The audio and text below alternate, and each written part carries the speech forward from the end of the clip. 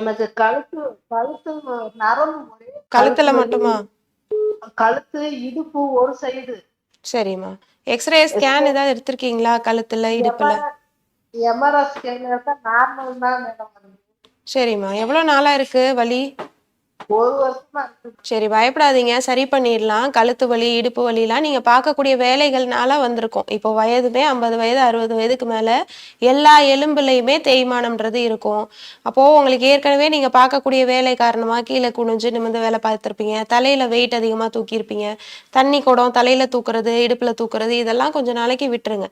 Wait தூக்குறத கொஞ்ச நாளைக்கு avoid பண்ணிக்கணும். ஏன்னா கீழே குனிஞ்சு நம்ம வெயிட் தூக்குனாலோ, தலையில வெயிட் தூக்குனாலோ கழுத்து எலும்பு அந்த ஸ்பைனல் கார்டுன்னு சொல்லக்கூடிய முதுகு தண்டுவடம் ரொம்பவே பாதிக்கப்படும்.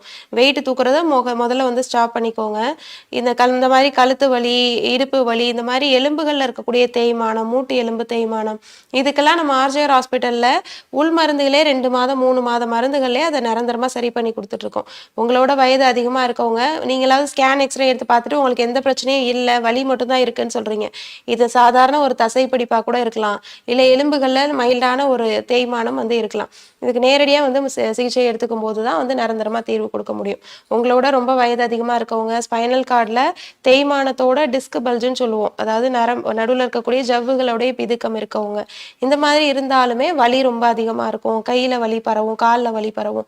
அவ்வளோ சிவியரான இருந்தவங்களுக்குலாம் நம்ம ஆர்ஜிஆர் ஹாஸ்பிட்டலில் 3 மாத சிகிச்சையிலே நார்மலுக்கு கொண்டு வந்திருக்கோம்.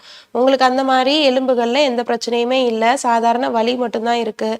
அதனால இதை சரி பண்ணிடலாம். நேரில் நம்ம ஆர்ஜிஆர் மருத்துவமனைக்கு வந்து சிகிச்சை எடுத்துக்கணும். திண்டுக்கல்ல நம்ம ஆர்ஜிஆர் மருத்துவமனையோட கிளை இருக்குமா, நேர்ல போயிட்டு முறையா உள் மருந்துகள் எடுத்துக்க ஆரம்பிச்சுக்கோங்க.